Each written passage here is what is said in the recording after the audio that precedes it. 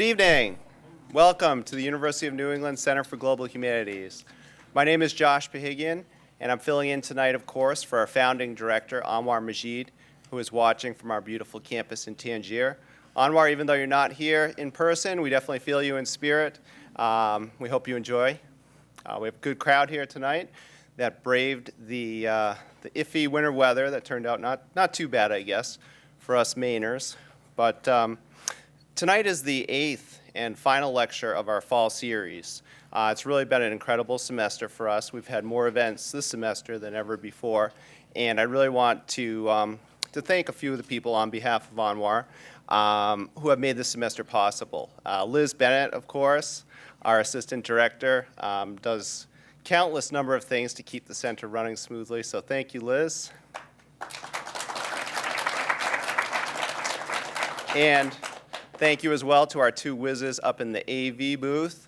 How you doing back there? Dave Daddiego and Lee Cody, who keep things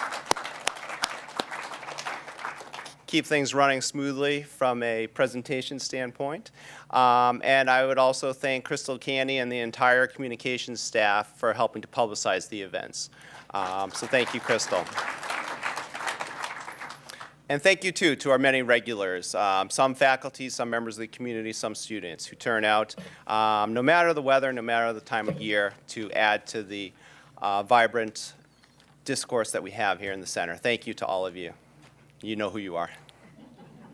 Now it's my pleasure to introduce tonight's speaker, Herb Wilson, who will present a lecture titled The Patterns of Maine's Migratory Breeding Birds. The Airy Professor of Biosciences at Colby College, Dr. Wilson has spent the past 22 years coordinating a citizen science project to monitor the springtime arrivals of more than 100 species of migratory birds that nest in Maine. This research has shed light on the impacts of global climate change, as Dr. Wilson has compared his findings to springtime arrival data from turn of the 20th century. Please join me tonight in welcoming Herb Wilson to our center. Dr. Wilson.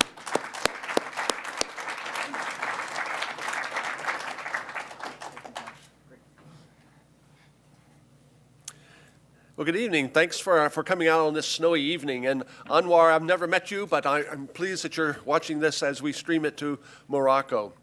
But as Josh mentioned, I've been interested in the migratory ecology of Maine birds for almost as long as we've been here. My wife Bets and I arrived in Maine 26 years ago. And when we came to Maine, we realized that there weren't as many birders in Maine as there were in Massachusetts or in Washington State or in North Carolina, places where I've lived. And so there was much to be learned about Maine birds. But what I'm going to do is start globally, and we're going to, it's appropriate for this talk, and what we're going to do is to narrow down to the state of Maine. So what I want you to do to start with is just to look at this map of the world, and I want to point out a pattern, which is that most of the land is in the northern hemisphere. That we've got a lot of land here in the northern hemisphere, the southern hemisphere not so much. So bird migration is actually a northern hemisphere phenomenon. There are not many birds that migrate from the equator to areas to the south because there's just not much real estate. So we're really talking about a northern hemisphere phenomenon here. And if you can't quite read the cartoon, what I don't get is why once we fly south, we don't just stay there. Good question. The tropics are certainly a nice place to live. Why bother to migrate at all? Well, 2 billion birds a year migrate from equatorial or subtropical areas to the northern hemisphere in North America alone. So they think it's worth it. And why would that be? Well, it turns out that you think about it, how short the days are right now. You know, we don't even have 8 hours of sunlight. But in the glorious summertime, we have 16 hours of sunlight here. That means that the plants that we have here are photosynthesizing for 16 hours a day, 4 hours more than those plants in the tropics. So for a while in the northern hemisphere, we get greater primary production from plants in temperate areas than we do in the tropics. So there's this pulse, this annual pulse of food that is available for the taking. So there's more primary production. There are more plants that are growing. That means there's more food for caterpillars. That means there's more food for black and white warblers. So it's worth it for many species of birds to migrate north to breed, and then they don't really want to be here at this time of year if they're feeding on caterpillars, so off they go down back to the tropics. So it's a tremendously arduous journey that they make, but it's worth it because of the superabundant resources that are available in the northern part of our globe. Temperature has long been known to play a role in migration, and here's just one example. What we're seeing here is a record of the migration of ruby-throated hummingbirds into North America. The ruby-throated hummingbird is the only hummingbird we have in eastern North America, and they winter mostly in Costa Rica. So we know that once the temperature gets to be about, once you get to March 1, these isotherms here represent an average temperature of about 55 degrees. And so what happens is that you get about 55 degrees on a daily scale. In this part of the world, the southern part of Alabama, Mississippi, and Florida, guess what shows up? The hummingbirds. And then, of course, spring goes north. And so by March 10th, here's where the hummingbirds are. And we don't see our first hummingbirds until the 1st of May or even a little bit later. So we know that one of the drivers of migration arrivals is temperature, that birds aren't going to arrive before their food is available, and that's going to be, of course, temperature related. Started gathering data when we had first moved here on the patterns of migration of birds in Maine, and there frankly was a tremendous deficit of knowledge about how birds migrate. And you think about birds migrating up from the south, they could migrate along the shore and move northwestward because the coastal environment is much more clement than say, western Maine. On the other hand, the birds could come up from New Hampshire, Vermont, Massachusetts, and move on up in this direction. Or perhaps the birds just arrive in one fell swoop and just cover our state entirely. But again, we had little information on the actual arrival date schedule for most Maine migratory breeding birds, birds which are spending their winters to the south of us.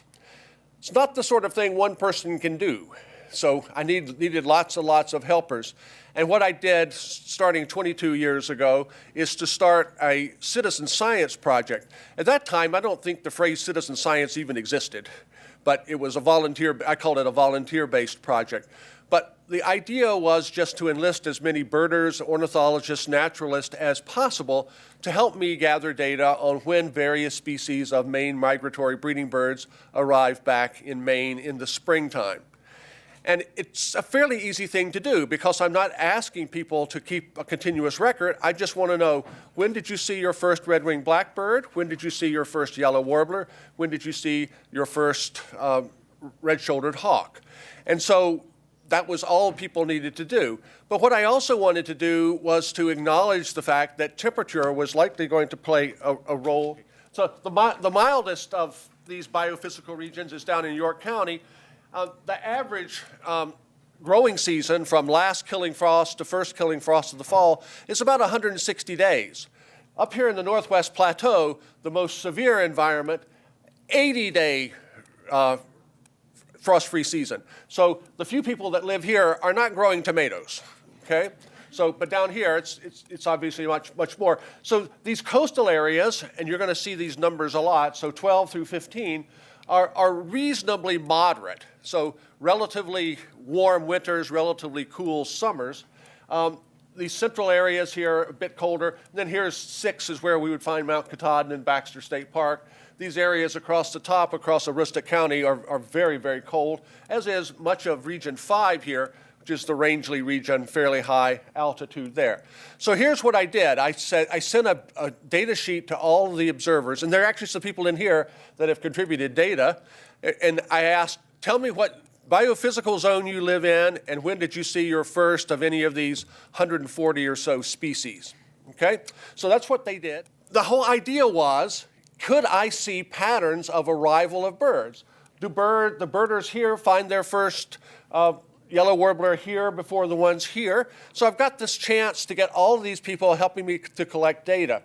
And what I found was that, well, you'll see what I found. I'm going to describe some species that showed patterns of a differential arrival across the state. And so we're going to start with pied-billed grebe and blue-winged teal and ring-necked duck and osprey and red-shouldered hawk. Now, and kestrel, don't want to forget the kestrel. So pay attention particularly to these areas across the top, 1, 2, 3, and 4. And what I'm going to do is to show you what the patterns of arrival were for these 6 species.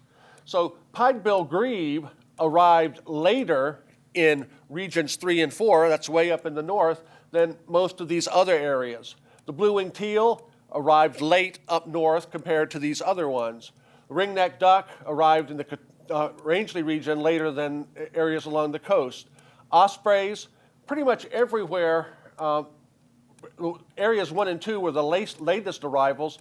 The northern central areas were next, and then the first arrivals were down here along the coast. Broad-winged hawk, one difference there from a central area,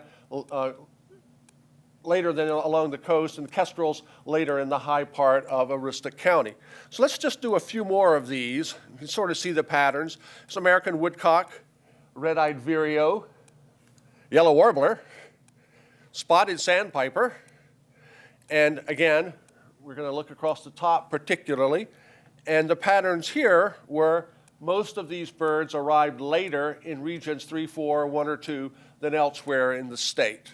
So I have this pattern that seems to be coming into clarity, which is that birds seem to be arriving pretty much contemporaneously right in the center and southern part of the state, but a little bit late in the northern part of the state, at least some of the species. Mourning warbler, that's M-O-U-R-N-I-N-G, in the mourning cloak there. Wilson, common yellowthroat, I got so excited about my warbler. Wilson's warbler, right there. Indigo bunting, and common grackle. And again, we're looking to see probably later arrival across the top here, and that's in fact what we see. But I told you that I had data on 140 species, about 100 of them I have a lot of data on, and of all those analyses that I did, it's only these that I've shown you that showed any difference at all. So all of the other species in the state seem to arrive about the same time no matter where you are. So you're just as likely to see your first black-throated green warbler in Kittery as you are in Farmington or Dover Foxcroft or Lubac. So something we didn't know, and these were observations that were only made possible by the power of many observers that were submitting data to the project, which is still ongoing. It occurred to me, once I got this project started, that I could also examine the arrival dates of birds through the lens of climate change. And of course, here is one of the famous diagrams to show the increasing levels of CO2 in our atmosphere.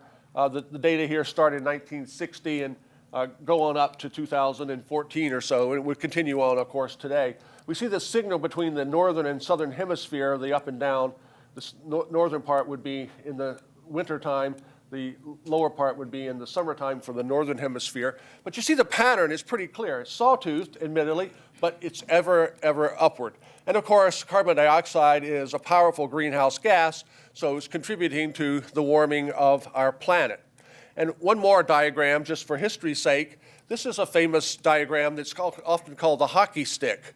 And what you can see is that temperature data, which were taken from ice cores, from tree rings, and from corals, which lay down annual growth bands, show that over the course of the last 1,000 years, there's been a sort of a wavering up and down, but it's pretty much in equilibrium until we get here in the last 150 years, and boom, we're seeing unprecedented rises in the temperature of our Earth. So the Earth is warming at a rate which, at least compared to the last 1,000 years, is totally unprecedented. So it's something we should all be concerned about. And my question was, are the birds responding to these differences in temperature over time? And of course, I can't go back in my time machine to get people to submit observations 100 years ago, but it turns out that there was such a group 100 years ago. There was an organization called the Maine Ornithological Society, and they published a journal, and the journal was published over about a 15-year period. And there weren't a whole lot of members, but there were some, and they were very active. And so one of the things they did in their publication was to record the first arrival date of various species in their part of the world. And so one summer, I acquired a complete copy of this journal, and I got two of my students to go through and extract all of the arrival date data from the JMOS and also record the biophysical region in which the observers were. And so the idea was that we should be seeing a lot of birds arriving earlier now than they did 100 years ago. Okay? So, and I thought there's going to be a bias here, because one of the biases is that, by golly, we have lots of resources now to learn how to identify birds. There are excellent field guides. There are resources to allow you to learn to identify birds by ear. We have very good telescopes. We have very good binoculars. And we have very good field guides. And so I thought, well, there's a bias here because, we're probably better than those birders were 100 years ago. We shall see. So let's take a look at, and we had enough data to compare 78 species. So that was 78 species to be compared. And I'm not giving you all the statistical tests that I did here, but if any of you are interested, then please talk to me afterwards. But what we have here are these 10 species, 10 or is it 9? 9 species that all are arriving later. They arrived later 100 years ago than they do now. In other words, these birds are responding to climate change in the way we would expect. So common loons are now arriving, about 10 days earlier, 12 days earlier. Great blue herons, 10 days earlier. Woodcock, 11 days earlier, and on down. Some of them are mostly about a week or something like that. So that's consistent with the notion of global climate change. But there were other species that sort of didn't get the memo. So here are birds that are arriving, they're arriving later now than they used to. So, and it's quite a varied number of birds. So common terns, cuckoos, nighthawks, whippoorwills, chimney swifts, alder flycatcher, least flycatcher, and phoebe. All of these bottom 7 are all aerial insectivores. So they are all catching insects on the wing.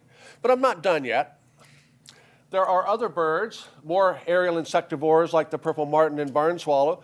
And then there are thrushes, winter wren, the wren, and some thrushes, bluebird, hermit thrush, and some warblers that are all, again, arriving later now than they used to. Holy mackerel. And then I've got a whole bunch of sparrows that are doing the same sort of thing along with the bobolink. So the number of birds that are arriving later is actually greater than the number of birds arriving earlier. This turns out to fly in contrast to work that had been done earlier in the Worcester Bird Club, which had a record of bird records for almost 100 years. Also, the Ithaca Bird Club, where Cornell is, they had some data. And they were showing almost universal early arrivals by the birds that they were tracking. So we see a distinct difference here. So to summarize what we found with this trans-century comparison, is what I call it, we looked at 78 species, and over 2 time periods, I just have 4 time periods for the modern day, and 13 years here. And what we see is that there were 78 species that we looked at altogether. 47 of them are arriving on the same schedule. There's no change at all. But the ones that do change, 22 are arriving earlier now than they used to, and 9 of them are arriving later. Well, what's going on here? Well, there are 2 things that may be interacting here.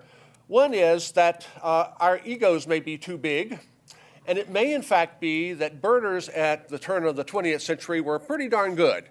They in fact may have been better than we were. Well, why would that be? Well, one reason I submit to you is that 112 years ago or so, people were outside a lot more, not in an automobile, not on a motorcycle, spending a whole lot more time outside with greater chance of observing birds just by chance. And two, what we know is that the percentage of forest in 1900 was at an all-time low in Maine. There was a lot of agricultural land in 1900, and a lot of that agricultural land has reverted to forest. So there are a whole lot more grassland habitats available 100 years ago than there are now. And what were many of the species that I showed you? They were sparrows and bobolinks and other birds that like grasslands. So the populations may have been bigger back then, and so the chance of finding one early would be greater than when you have a smaller population. So those are some of the ideas that I have, that early birders were probably pretty good observers, and that there are also habitat differences between the last 100 years that may explain some of these rather anomalous results. But enough of looking backwards, let's look forward. So given that carbon dioxide shows no evidence of declining at all, it's going to continue to increase, people have made estimates about what is going to happen in the future in terms of flora and fauna. And we're going to start with some trees. And so we're starting here with our fir. And what we see, this is balsam fir, and these are models that were done by the U.S. Forest Service. And this is based on the continued acquisition of CO2 in the atmosphere at the rates that are occurring now, based on what would be present in the year 2100. So 2100. And I can tell you it's pretty darn scary, because in 2100 we have, this is what balsam fir distribution looks like here, and you can see the purple indicates pretty high density. Well, what's it going to look like in 2100? They're not even here in Maine anymore. They've essentially migrated to the north. So the total elimination of balsam fir in our state in just another 85 years or so. The same thing true for Acer saccharum, which is of course sugar maple, and people aren't going to be talking about Maine maple syrup anymore. It's going to be Newfoundland maple syrup or something like that, because the climate change is going to force all the sugar maples further north. So that's pretty scary. Well, of course, birds depend on particular types of forest for their own livelihoods. And so people from the U.S. Fish and Wildlife Service use these same models to predict the distribution of birds. And here are a couple of examples. Here's the current distribution of the winter wren, one of the wonderful sounds of the coniferous forest in Maine in the summertime. And you can see they're pretty abundant in the upper two-thirds of the state. But by 2100, we're down to very low densities throughout most of the state. And another example, Swainson's thrush, another bird associated with coniferous forest, their distribution here, and essentially gone by 2100 if CO2 levels continue to increase at their current rate. And one more example, one that's dear to many of our hearts, the cute little red-breasted nuthatch. What we see is that their numbers will greatly diminish as well. And they depend also on coniferous forests. So the balsam fir, red spruce, hemlocks, larch are sorts of habitats that the nuthatches like, but those species are going to be largely extirpated, at least from the southern half of Maine. So, knowing these prognostications of what's likely to happen on a fairly wide scale, my question was, are birds responding, is the migration schedule of birds, are they responding to temperature on a year-to-year scale? And what I've got here are a number of states that are all connected, so all the way from parts of Ohio all the way up into Maine. And this is a region that is pretty much in lockstep throughout. In other words, if it's a particularly hot June in Maine, you can predict it's going to be a pretty hot June in New Jersey, or a pretty hot June in Delaware, or a pretty hot June in New York. If it's a cold March in New York, it's probably going to be a cold March in Maine and a cold March in Pennsylvania, whatever. So what I'm going to be doing is asking, are birds responding to the local temperature? So let's just imagine that we have a migrant and it arrives in Pennsylvania and says, oh, it's pretty warm here. I think I can continue on to Maine and probably get away with it. But if it arrives in Pennsylvania and says, it's awfully cold here, I know it's going to be a whole lot colder in Maine, so I'm going to stay around a little longer until the temperature gets a little warmer. So what I wanted to know is what I wanted to ask is, are birds arriving later in cool springs and earlier in warm springs? And that will give us some clue about the rate at which these changes are going to occur on a longer term scale as climate change continues. So take a look at this diagram, which shows departures from the normal. This is just a random one I chose, but this is for April of 2006, and you can see that the departure from normal, the magnitude of that is indicated by different colors. And here you see that area that I showed you. It's pretty much the same, even down into the Carolinas. So again, the departure here was a little warmer than normal. It's also warmer than normal in North Carolina, which is a whole lot hotter than we have in Maine, but the difference is what we're interested in there. So I want to distinguish between two kinds of migrants in this talk. One are birds that we can call short-distance migrants. So they don't leave the country. And they may even go no further than maybe New Jersey. So they're just trying to find areas that aren't frozen. So examples, green heron, phoebe, and yellow-rumped warbler. They are not basically found outside of North America. On the other hand, we have long-distance migrants, like these three. So pectoral sandpipers, which are in the southern tip of Argentina, black-burning warblers, which are mostly in Brazil, and bank swallows, which are mostly in Central America, or actually in South America. So all of them down mostly below the equator. So here's the deal. These birds that are south of the equator, how do they know when it's time to migrate? If it's warm in Maine, how could they possibly know? Because they can't make a phone call and say, hey, what's it like in Maine? The birds that you just saw, like the green heron, they may be in New Jersey. And if it starts to get warm in March, then they know they can continue to migrate north into Maine. Whereas the birds that are in the southern hemisphere have to depend on changing day length. They can't really sense or predict what the environment in their breeding ground is going to be based on where they are at a particular time. So what we have found is that these long-distance migrants are adapting much more slowly than the short-distance migrants. The short-distance migrants are responding to local temperature a lot more effectively than the long-distance migrants, which depend on changing day length to tell them when they should start to migrate. It causes real problems in some birds, and Europe actually has a greater problem, it seems, with birds mistiming their arrival based on things that are happening on the breeding grounds. And one good example is this pied flycatcher. They winter in Africa, but they breed throughout Western Europe. And despite the fact that the adults catch flies on the wing, they feed their young caterpillars.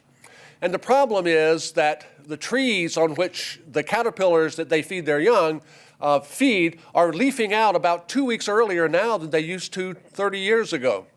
But the pied flycatchers don't know that, and they're simply coming back based on changing day lengths from their African wintering grounds, and so they're arriving after the food they would give to their young have disappeared, have turned into moths and butterflies. So that's a real problem, a real mismatch. Seems to be more severe for the long-distance migrants. Okay. I also want to look at some atmospheric phenomena. You've all heard of El Nino, the Pacific Southern Oscillation. You may not know that there's a similar one in North America, in the northern hemisphere, in the Atlantic, that's called the NAO, and that stands for the North Atlantic Oscillation. I suspect that you may have heard meteorologists talk about the Icelandic low, or perhaps the high off of the Azores. But there are a persistent low pressure system that sits off the coast of Iceland here, and there's a fairly persistent system, high pressure, that sits off the Azores here. And because you have high pressure here and low pressure here, the high pressure is going to force air toward the low pressure system. So we're going to get winds that are going to be blowing in a northerly direction if the difference between the high and the low is particularly high. So turns out that the NAO, and we call it an oscillation because it goes back and forth. When the NAO is positive, that is that there's a really big difference between the high here and the low here, we're going to get wind pushing to the north. It's going to curve by the Coriolis effect. And what it's going to do is to result in a winter in Western Europe that's warm and wet, but for us, it's going to be cold and dry. So a positive NAO is going to result in a cold winter and therefore a late spring. Okay? But if we have a very weak difference between this low and the high, then this air, as it moves across, is going to tend just to move right on through. It's not going to be pushed north. And so the result is we're going to get a very warm, relatively speaking for Maine, a very warm winter and a snowy winter. So we expect the spring to be relatively early during those years. And so I also wanted to ask, are birds responding to the NAO in a particular year? So I've got two things I'm looking at: departure from the average springtime temperature and also the NAO. If we take a look at the temperature variation from year to year, we see that it's all over the place. Let's just use March as an example. In 1994, the average March temperature in Maine was 1 degree centigrade lower than normal. The next year, a little warmer, lower, warmer, and so forth on down. So some years are warm, some years are cold. And just 1 degree centigrade can actually make a huge amount of difference. But here's something else that becomes pretty confusing, because if we take a look, you can't really say, oh, we had a warm spring in Maine. Because what you had was a warm March, and then you had a colder than normal April, and then you had a fairly cold May. Here we had a really warm March, a really average April, and a colder than normal May. So when I'm trying to look at the arrival dates of birds, I need to relate them to the temperature at the time of which they normally would come back. So if I'm looking at Redwing Blackbirds, I'm looking for March temperatures. If I'm looking for warblers, I'm looking for May temperature departures. Make sense? Okay, now, here's the sort of analysis that you would do. It's just a simple line analysis. We call it a linear regression. And what I've done is just to give a few data points here. But what we see are different seasons as determined by differences in temperature from the mean, departure from the mean, and the median arrival date. So if a spring is particularly cold, then the birds tend to arrive later. If it's particularly warm, they tend to arrive earlier. And you can see there's a lot of slop around that line, isn't there? But there's also a clear trend downward, and in fact, it's a statistically significant effect there. Here's just another example with the Redwing Blackbird for the NAO, and that one's pretty disappointing if you're looking for differences, right? That's pretty darn flat. So there's no difference there.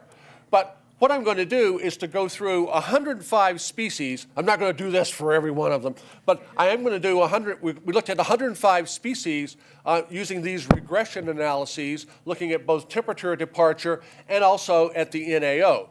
But now we're going to get a little bit hairier, because what I decided what I started thinking about was, here's just the records of the arrival dates for all of the observers that submitted data for 2014.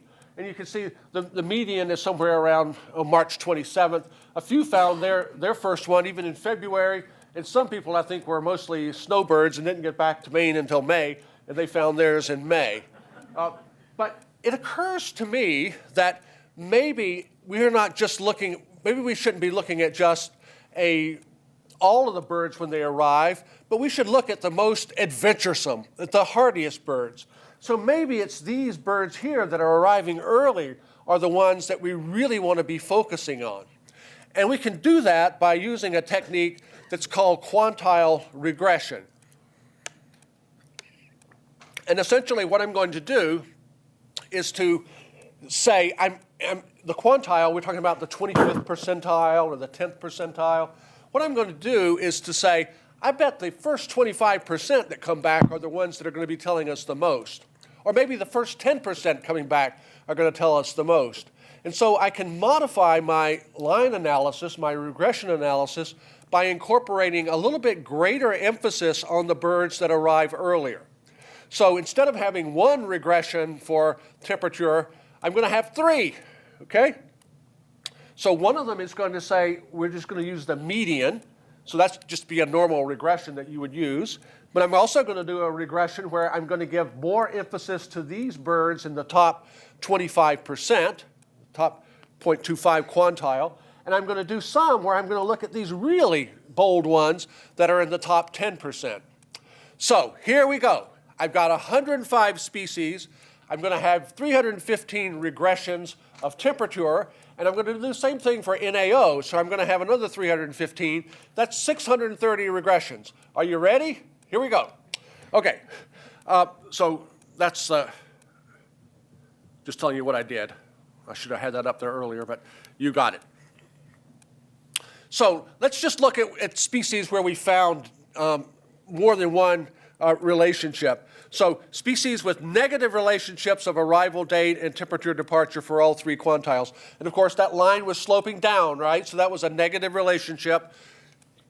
Cold winter, late arrival. Cold spring, late arrival. Warm spring, early arrival. And we saw warbling vireo. And it showed all three of those quantiles, the 50%, the 25%, and the 10%. So that's one of my champions here, warbling vireo. The same thing is true of this species here, which is the ruby-crowned kinglet. Turns out to be the uber winner of all, as you will see. The northern parula. I should be letting you call these birds out. And then you've all got that one, Redwing Blackbird. And then common grackle. So that's pretty good. So that they were responding to temperature in all three of those types of analyses. 15 other species showed significant relationships for 2 of those 3 for temperature. And 8 of those were warblers. And so I'll just show you a couple of warblers. There's a black-throated green, and there's a magnolia. But out of those 315 regressions I had, only 69 were significant at all. So that's only about 22%. So that's hardly an overwhelming sort of impact of spring temperature on arrival date of birds. Well, how about the NAO? What does that tell us? Well, there were 7 species that showed significant relationships with the NAO for all 3 of those quantiles, the 50%, the 25, and the 10. And I'll show you some of those. Our friend the woodcock, and the kestrel, kingfisher, eastern phoebe, tree swallow, and there's a ruby crowned kinglet again. So it was the only one that was 6 for 6. So that's why I say it's the overall champion. And then finally the meadowlark. And then there were 12 that had significant regressions for 2, and we see a sort of a similar effect. Only 63 of the 315 regressions were significant. So I'm seeing a very different sort of effect here than people have been claiming for areas further south, like again in Massachusetts and in the Finger Lakes area of New York. But let's take a look at the data in a slightly different way. If we think about the 630 regressions I did, only 132 of them were significant statistically, okay, I admit that. But when you think about it, 60 of the 105 species responded to at least one of those in either temperature or departure or NAO.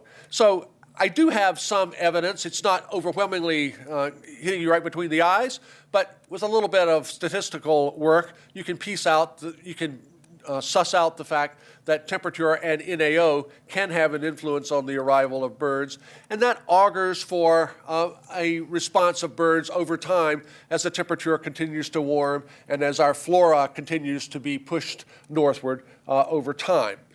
But let's think a little bit now about what birds we should be looking at in particular as sentinels of environmental change. Are there some species that are going to be more informative than others?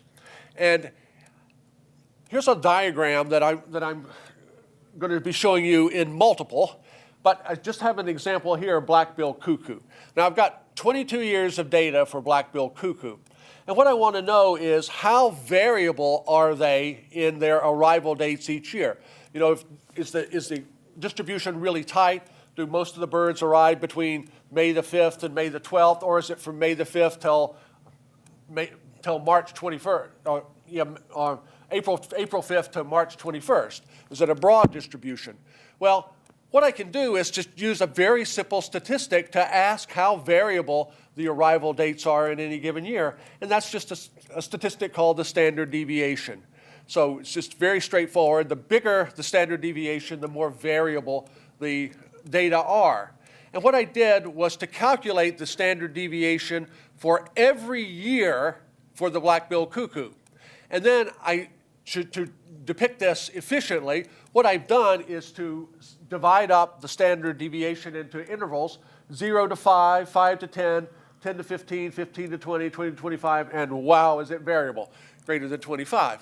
So the size of the circle indicates how many different years fell in there. So instead of having 10 or 12 here, I just made a big circle, okay? And you'll see why I did that in a little bit. But there's a really small circle here. There was only one year where the standard deviation was low. Most of them fell in the 5 to 10 standard deviation. So that's not a whole lot of variation. That's pretty tight arrival. But sometimes they were more variable.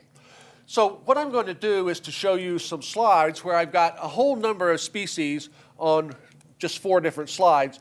And it's going to seem overwhelming at first, but that's okay. So I will walk you through it. And so here's the first one. I told you.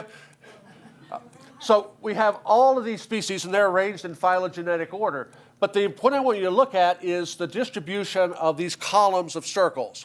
And you can see from where you're sitting that most of the big circles are in the 10 to 15 and the 15 to 20 range. That indicates there's a lot of variation in when these birds come back. So they're probably not going to be that good of an indicator. And just to give you an idea of what these birds are, we've got loons, grebes, herons, we've got some ducks, wood duck, green-winged teal, ring-necked duck, some raptors, osprey, harrier, broad-winged hawk, kestrel. We've got some marsh birds, Virginia rail. We've got some sandpipers and plovers, killdeer, spotted sandpiper, woodcock. We've got a caterpillar eater, a cuckoo. We've got a hummingbird. We've got kingfisher. We've got 2 migratory woodpeckers, the sapsucker and the flicker. Okay. Here we have some birds that mostly feed on the ground, mostly feeding on the ground. So we've got wrens, we've got kinglets, bluebirds, robins, veeries, wood thrush, catbirds, thrashers, and they're shifted a little bit to the left, aren't they? Because most of the big circles are in the 5 to 10 and 10 to 15 column. So they show a little bit tighter relationship of arrival dates. We've got a bunch of seed eaters here. We've got rose-breasted grosbeak, indigo bunting, lots of sparrows, field sparrow, savanna sparrow, swamp sparrow, white-throated sparrow. And then we've got these birds that are mostly found in fields or marshes, bobolinks, meadowlarks, blackbirds, common grackle, and then Baltimore oriole. And they're pretty variable. They're sort of in between the first 2 slides, aren't they? Just looking at the gross pattern. And then I've got my aerial insectivores. So I've got the nighthawks, and I've got the flycatchers, and I've got the swallows here. And they're pushing over toward the left some as well. So they're arriving in a little more tightly constrained period than some of the birds that we saw earlier. But we're getting down to the next to last slide, so get ready for this one. Boom. Pretty striking, right? So these are all birds which I call leaf-gleaning insectivores. In other words, they're caterpillar eaters. They're gleaning caterpillars off of leaves. You can't glean a caterpillar off a leaf if a leaf isn't there. So the leaves come back, and then the caterpillars emerge, and then the warblers and vireos eat the caterpillars. So what we see here is a very striking distribution that the biggest circles are in the 5 to 10, and they're an appreciable number in the 0 to 5. So these species are showing a whole lot less intra-annual variation in arrival date than the other species that we saw. And what I'm going to submit to you is, if we want to try to show a difference in arrival date, we want to try to minimize the within-year variation and look at the between-year variation. And the best way to do that is to look at the leaf-gleaning insectivores. We're much more likely to detect an effect with them. They are going to be the most sensitive sentinels of environmental change. Okay? So what I've done today is really talk to you about 4 different aspects of my project, and what I want to do is just to summarize each one in a single sentence. So we'll do that. The first, we found through the volunteer produced data that the wave of migration proceeds quickly across the state for most species. The one difference is that we often see a little bit later arrival in Aroostook County, but everywhere else is pretty much synchronous. No strong evidence between 1900 and 2000 in earlier arrival of birds, again contrasting with other studies that have been done. We see that migrants show a modest response to spring temperature deviation and to the North Atlantic oscillation, whether it's positive or negative. And also, and we finally conclude that leaf-gleaning insectivores show less variability in the arrival date and hence will be sensitive sentinels of the effects of climate change. So I thank you for your attention, and I'd welcome any questions that you have.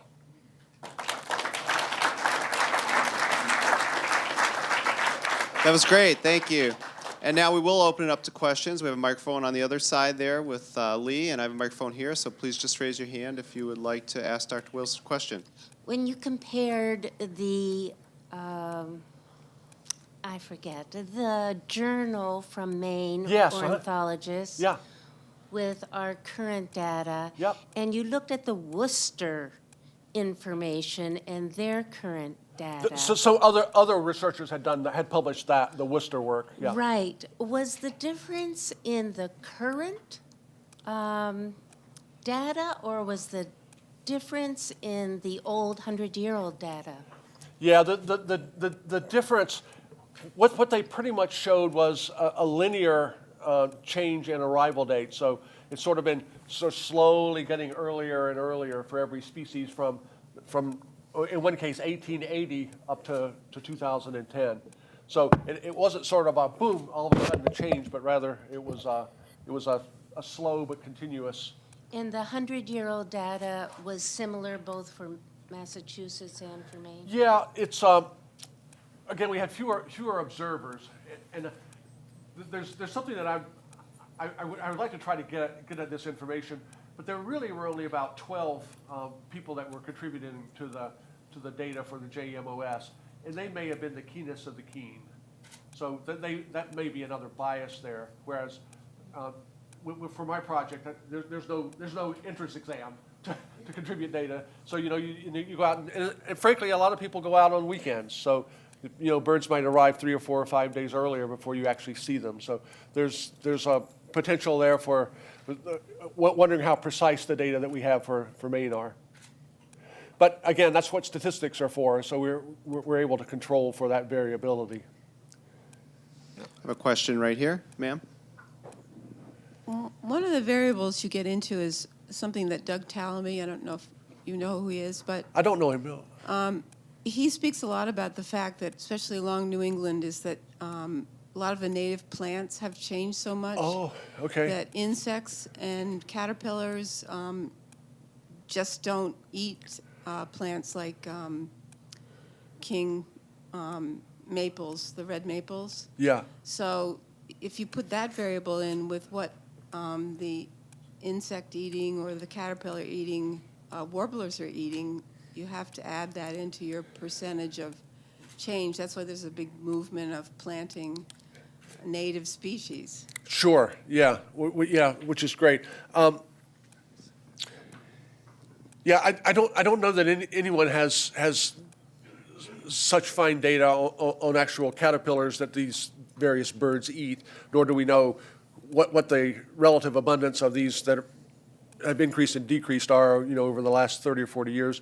What I do know is that the warbler populations have pretty much held constant. So they're not. It's not that we're seeing fewer detections because there are fewer birds, or later detections because there are fewer birds, but rather they're finding something to eat, and so they seem to be arriving a little bit earlier in some cases. So, but yeah, that's a great question. It's just that at this point we don't have the data to really get at it. But it's certainly worth thinking about. Thank you. Thank you. We'll get to you sooner or later. We'll get to you next, and we'll go to Tom down here in front. Thank you. I just was wondering if some of the ones that are coming earlier, are they staying longer or are they leaving sooner? I don't know the answer to that, and my initial thought was that I wanted to do a fall departure study as well. But the problem with that is you've got to keep continuous records, right? So I saw a bird on October 1st. Oh, I saw it on October 3rd, 4th. And that's a lot to ask for most people to do volunteers. So we don't really have that information at this point. It would be interesting to know. And we have Bruce right here. Well, I've only paid attention to one particular species when it comes back to my home in Charlton, Massachusetts. Okay. And for a number of years, it would show up basically May 1st. Oh. You know, basically like the same day, you know, for like, 10 years. And it just totally astounds me, you Yeah. know. And, It's pretty remarkable. yeah. Yeah. What was the species? Oh, I'm sorry, rose-breasted grosbeak. Grosbeak, So, yeah. I mean, it's so striking that, yeah. Josh? Which is one of these birds that's a long distance migrant. So it's responding to diminishing day length. Okay, we're going to go to the back. As the day lengths diminish south of the equator, that means our day lengths are getting longer in the north. So that's what tells them, oh, it's time to go. And I think we have someone in the back corner here. Okay. Has anybody noticed whether or not the birds, since we're having global warming and it's Yeah. getting warm in the south as well as the north, do the birds migrate less far south now? And basically, as your little cartoon showed, once they hit a spot that's the temperature range that they're comfortable with and they have food, that they say, okay, I don't need to go to Costa Rica anymore. I can stop in northern Florida and save energy. From an evolutionary point, you would save energy in those particular animals. Yeah, that's a great question, and we have some information on that, mostly from European birds. And one of the species that we know is it's a type of old world warbler called the blackcap. And in fact, what we know now is that they are not going as far south as they used to. That some of them, they used to go to Africa. Some of them just say, I'm just going to spend the winter in Portugal. And now some of them are actually spending the winter in London, as long as there are bird feeders around. So there can be changes. I don't know anyone that's doing systematic searches for those sorts of changes, but it's certainly something that I think is probably going on pretty widely. Yeah. Next question right here. Okay. You showed the species that had less variation, Yes. that had a lower standard deviation. Yeah. Were they more likely to be birds that are long-distance migrants? That's a very good question. 2/3 of them are long-distance migrants, roughly. So most of them were warblers, and most of them leave. But some of them were like yellow rump warblers, palm warblers, black and white warblers, which do stay in the country. The red-eyed vireos, they're sort of halfway in between. So, yeah. Right down here. Hi. Often I see robins coming, and there's still a lot of snow on the ground. Yeah. And I often wonder, how do they survive? Because you typically see them grousing around on the lawn for worms or whatever they're looking for, but sometimes they come back and there's several feet of snow. What do they do in the meantime? Yeah, that's a great question. Here's the trick with birds. As long as birds have sufficient food, they can pretty much tolerate anything nature can throw at them in terms of temperature. So just as an example, sometimes we get common redpolls here in the wintertime. If we do, it's because they can't find enough food where they breed, which is 70 degrees north. If they can find enough birch seeds, their favorite food, at 70 degrees north, they just scoff at that temperature. Ha! I can take this cold, because they have enough food. But if they don't have enough food, then they come down and grace us with their presence. The same thing is true of any sort of half-hardy bird like a robin or bluebirds. As long as they can find food, then they're going to be fine. And so ornamental fruit bushes and things like that, crab apples, things like that are still hanging on the tree, they get them through. But they probably make some, well, I'm not sure if I should really be here right now. But one of the things we need to realize is that sometimes people will see robins in January, and they'll say, well, what's that robin thinking about, coming back, migrating back so early? Well, guess what, actually? That bird is migrating south because it was likely a bird that was breeding in Newfoundland or upper Ontario or upper New Brunswick, and it's slowly being pushed south, and it only came to us in January. So it's on the way south. So it's not an early spring arrival, it's a late fall departure. So it sounds like there's this concern that if the trees leaf out early, Yeah. the birds will arrive a little bit too late for the caterpillars or whatever else they might be eating. Will they find food further south, though, because those trees will have leafed in time for them to find? Or does everything leafing early mean they'll be late all across the spectrum? Yeah, they can probably find food. The problem is they need to find a whole lot of food because they need to nest. So it could be that what happens is that they short circuit, they stop and say, oh, I've got enough food here, I'm just going to nest right now. So I don't know anybody that's shown that to be happening at this point, but it's certainly possible. But yeah, it's the rapidity with which these changes are happening is really challenging the ability of the birds to adapt. It's really unlike anything that certainly humans have ever been aware of. Yeah. Okay, we have a question here in the back middle, and then we'll try to get the gentleman down in the front row who I Okay. know has been waiting. Yeah.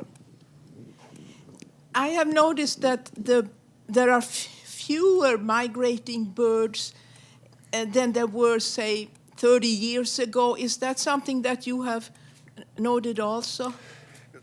Yeah. Just the total number. The total number, yeah, it's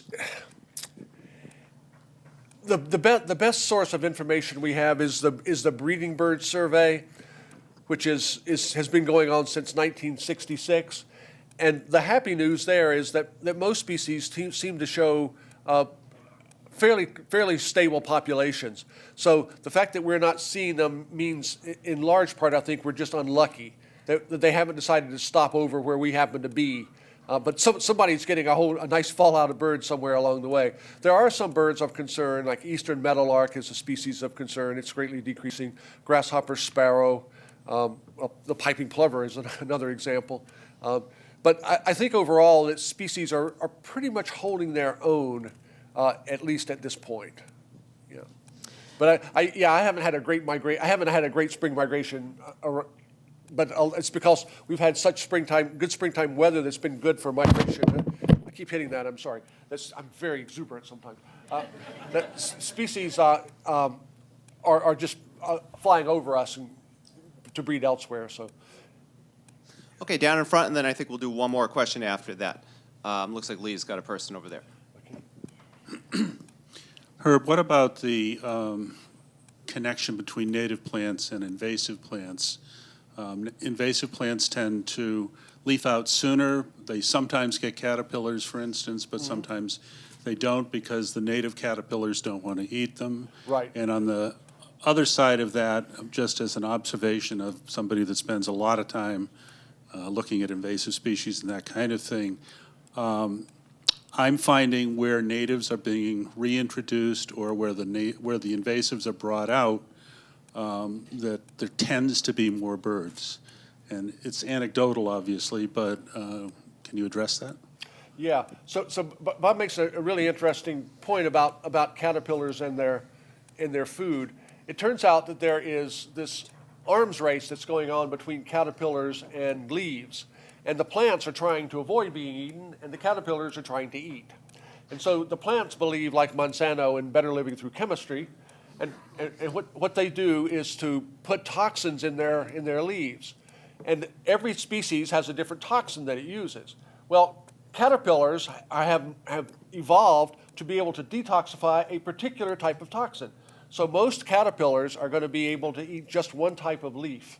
And so when you get invasive plants coming in, taking the place of native plants, then they essentially are immune because there aren't any caterpillars that have evolved to be able to detoxify those. So that's a real problem. I don't know if that has gotten to the point where it's diminishing the success of a nest or not. I don't know at this point. we had an honor student at Colby that did some work looking at the fruits of invasive plants, and you're not going to want to hear this one, but the migrants actually preferred the invasive plant fruits. So they actually. But I also wonder about whether it's good for them, because Yeah. it's sometimes called junk food for birds. Oh, okay. Okay. It will get poop through them, but it does not necessarily give them the nutritional value Yeah. they need. Blackpoll warbler is one that needs to have enough fat for its 90-hour just going- flight to going out over the Brazil. ocean, right, And yeah. if it's got 85 hours worth of fuel, it's done. No good. Yeah. Yeah. So it gets more research. Yeah. More research needed. Yes. A quick question. Can you use eBird data to augment the data you have from other reporters? Yes, one can. And I intend to be doing that some, starting actually in a couple of weeks, because I'm on sabbatical. So I do want to take a look at that. What we know about eBird data is that the data aren't normally distributed, that you don't have a nice bell-shaped curve. And that you pretty much see that in the Redwing Blackbird, that it tends to be skewed upwards. So it's very broad here in the early arrivals, and then broad here in the early arrivals, and then sort of scoops down this way. So it poses a bit of a statistical dilemma to how to analyze the data. But I want to take a look at that. So people have been looking at that continent-wide, but at a very gross level. But no one's really gotten down to sort of a really, state by state or even county by county analysis. So I want to do that to augment the work that we've been doing with the observers. Do you recommend that we feed birds more? Because all the stores that carry bird feed are so numerous now. Yes, so but- should we do more of it at home? Well, Bets can tell you we have, 12, 15 bird feeders. Yeah, I'm a big believer in bird feeders, in bird feeding. And here, there are two concerns people have about bird feeding. One is that birds become dependent on feeders, and that is patently false. That we know that's not the case. That no bird is going to put all of its investment in a single bird feeder. So they're going to move very broadly. And secondly is that it's going to, because we're providing food, that it's going to modify their migration strategy. And that so some birds will, instead of migrating down to New Jersey, they're just going to stop in your backyard in Maine, but you have a lot of food there. And I've actually done some work on that, and we can't find any evidence of that either. It's a phenomenon that's called short stopping in birds. So do they stop their migration short because we have so many bird feeders? So I do like feeding birds, and I don't see any downside of feeding birds, and I see a lot of positive to it. It's also one effect that we know that bird feeding has had on birds is the abundance of sharp-shinned hawks. Because when we have a feeding station, we have an unintended kind of feeding station sometimes too. It's like birds are going to McDonald's. Yeah, exactly. That's true. Yeah. Yes. I'd like to thank you for your columns and the Oh, well, thank you. And one of them was on the bird feeders. Oh, yeah. Well, thank you. I'm always looking. I appreciate that. Thank you very much. Well, thank you very much, Dr. Wilson. We really appreciate it. Folks, we'll be back the last Monday in January with food and identity in Judaism, Christianity, and Islam. Let's all thank Dr. Wilson.